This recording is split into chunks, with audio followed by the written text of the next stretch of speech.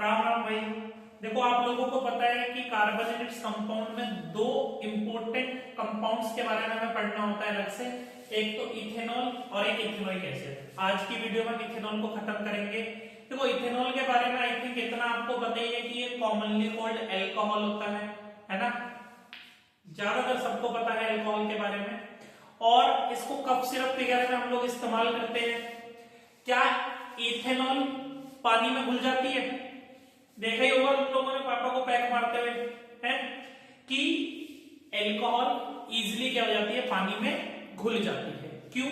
अगर कभी कोई आपसे रीजन पूछ ले, क्योंकि वो क्या कर लेती है, वाटर के साथ हाइड्रोजन बॉन्डिंग कर लेती है। ठीक है, फिलहाल मेरा जो मेन पॉइंट है वो ये है कि हम इसकी केमिकल रिएक्शंस के बारे में डिस्कशन करें, जो कि बच्चों को परेशान करता है। देखो पहली चीज याद रखना कि इथेनॉल की आपको बस 4 रिएक्शन पढ़नी है। क्या पढ़नी है? बस 4 रिएक्शन पढ़नी है। पहला, इथेनॉल की रिएक्शन पढ़नी है, रिएक्शन विद मेटल। कौन सा मेटल? Sodium metal. दूसरी रिएक्शन है बेटा dehydration of ethanol. Dehydration, dehydration का मतलब वैसे सबको पता है, लॉस ऑफ वाटर मॉलिक्यूल। ठीक है, गर्मियों में डिहाइड्रेशन हो जाता है, पानी की कमी। तीसरा आपको पढ़ना है बेटा ऑक्सीडेशन, अल्कोहल का ऑक्सीडेशन करेंगे हम लोग, बहुत इंपॉर्टेंट है ये। और चौथा है बेटा कंबशन। इतना ज्यादा फेमस नहीं है, पर आपको इन 4 रिएक्शंस के बारे में पढ़ना है।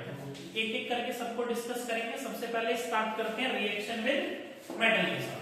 अगर मैं पहली बात करूं पहले रिएक्शन की, तो इथेनॉल की रिएक्शन अगर आप लोग किसके साथ कराते हो, मेटल के साथ, सोडियम के साथ, सवाल ये है सर क्या बनने वाला है। ठीक है, मैंने पहली रिएक्शन ली है, रिएक्शन विद मेटल सोडियम, तो क्या बनने वाला है? कुछ नहीं है, इथेनॉल का फॉर्मूला आप सबको पता ही होगा, थोड़ा खोल के लिख लेते हैं। CH3 CH2 OH। जैसे सोडियम इसके साथ क्या करेगा, रिएक्ट करेगा, तो क्या होने वाला है? देखो 1% के लिए मेरे कहने से मान लो कि ये जो इथेनॉल है ये कैसा है, एसिड। अब चैप्टर 2 में आपने पढ़ा होगा कि जब एसिड मेटल के साथ रिएक्ट करते हैं तो क्या होता है, सर जी हाइड्रोजन गैस बाहर निकल जाती है और सोल्ट बन जाता है। वही काम यहां से कर दो, इस हाइड्रोजन गैस को क्या कर दो, बाहर निकाल दो। ठीक है, और सोल्ट बना दो। सोल्ट कैसे बनेगा? जहां से यहां से हाइड्रोजन गया, इसकी जगह पे किसको आगे बिठा दो, सोडियम। ठीक है, ये मैंने कंबाइंड फॉर्म में लिख दिया C2H5OH। इसका नाम जरूर याद रखना बेटा, इसको क्या बोलते हैं, सोडियम एक ऑक्साइड। इसको बोलते हैं सोडियम एक ऑक्साइड, क्योंकि 2 कार्बन है इसलिए एक ऑक्सीजन है, इसलिए से क्या बोलते हैं, ऑक्साइड। बोर्ड में ऐसा पूछा गया है पहले कि अगर आप इथेनॉल में सोडियम का पीस डालते हो तो क्या बनता है, गिव द केमिकल रिएक्शन। तो बेटा ये पूछी गई है, इसको हल्के में मत लेना। रिएक्शन जो आपकी दूसरी है ये भी बहुत फेमस है। ठीक है, सवाल तो देखो पेपर में सभी से ही आए हुए हैं, मगर दूसरी वाली भी इंपॉर्टेंट है।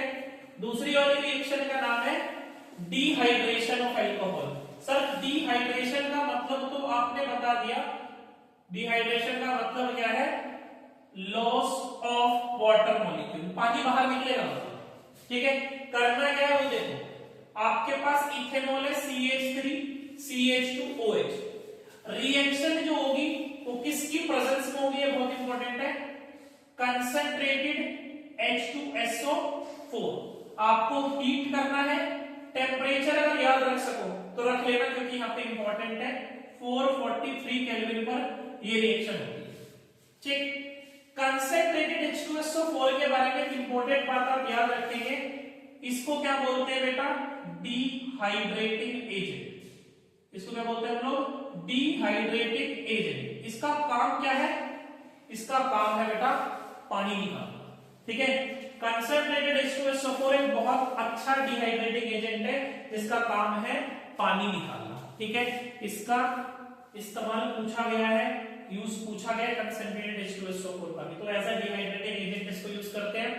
अब ये यहां से पानी निकालेगा।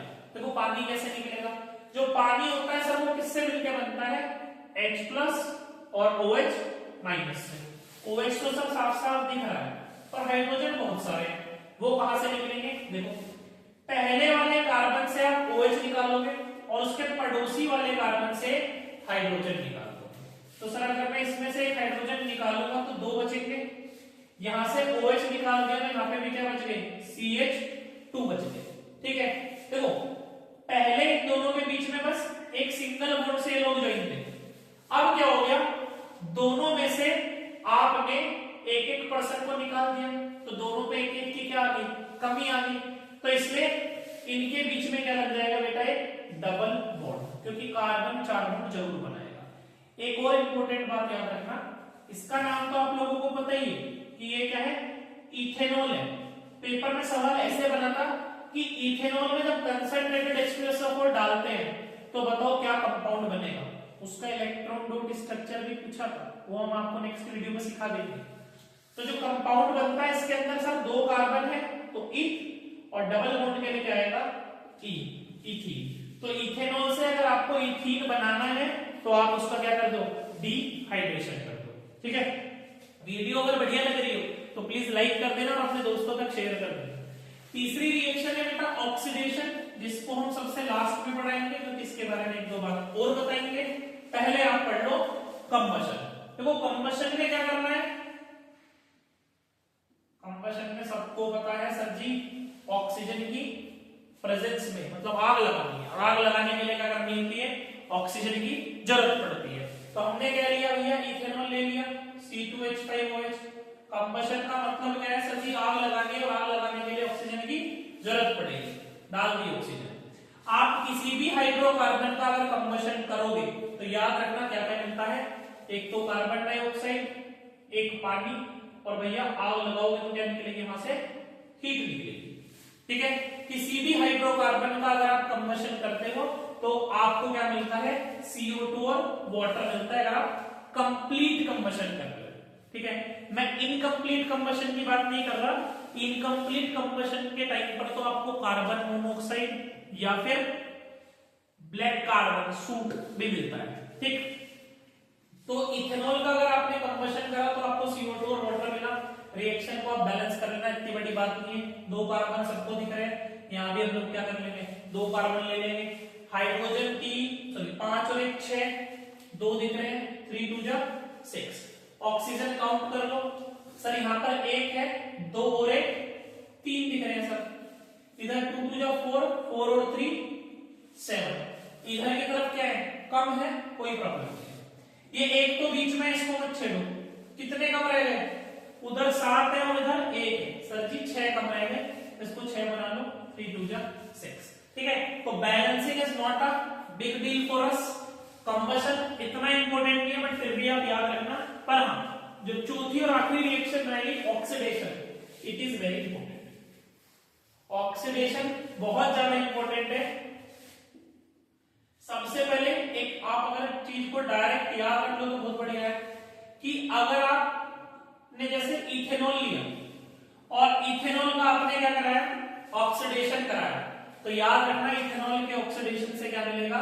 CH3COOH, इसका नाम क्या है? Ethanoic acid. समझा? हम देंगे अभी आपको कैसे क्या हो रहा है, पर अगर याद रख लो तो बहुत अच्छा है। देखो ऑक्सीडेशन का मतलब क्या होता है sir ji? Addition of oxygen और रिमूवल ऑफ हाइड्रोजन। ठीक है, आपको इथेनॉल दिख रहा है, हम थोड़ा सा इसको अच्छे से लिख लेते हैं। CH3CH2OH। ऐसा मैं आपसे कह रहा हूं कि आपको क्या बनाना है? इथेनॉल से इथेनोइक एसिड बनेगा ऑक्सीडेशन करने पर। क्या करना है? देखो इथेनोइक एसिड में OH तो होता ही है, बस कार्बन के साथ क्या लाना है? ऑक्सीजन लाना है। यहां कार्बन के साथ क्या है? हाइड्रोजन। ऑक्सीडेशन का मतलब होता है removal of hydrogen, hydrogen remove कर दिया, और एडिशन ऑफ ऑक्सीजन, ऑक्सीजन ला करके वहां पर जोड़ दिया। बात समझ में आ गई? आपके पास इथेनॉल था, इथेनॉल में से हाइड्रोजन रिमूव करा, क्योंकि ऑक्सीडेशन का मतलब ये है रिमूवल ऑफ हाइड्रोजन, और इसकी जगह पे क्या लाके जोड़ दिया? ऑक्सीजन ला करके जोड़ दिया। तो इथेनॉल से क्या बन गया? Ethanoic acid. बट इंपॉर्टेंट बातों पर आप ध्यान दें, जब आप ऑक्सीडेशन करोगे तो वहां पर आपको किसका इस्तेमाल करना पड़ेगा, ऑक्सीडाइजिंग एजेंट का। किसका इस्तेमाल करना पड़ेगा बेटा, ऑक्सीडाइजिंग एजेंट का। एज पर योर सिलेबस आपको कौन सा ऑक्सीडाइजिंग एजेंट यूज करना है, ALK का मतलब है alkaline, means basic KMnO4, basic KMnO4। आप चाहो तो एसिडिफाइड K2Cr2O7 का भी इस्तेमाल कर सकते हैं।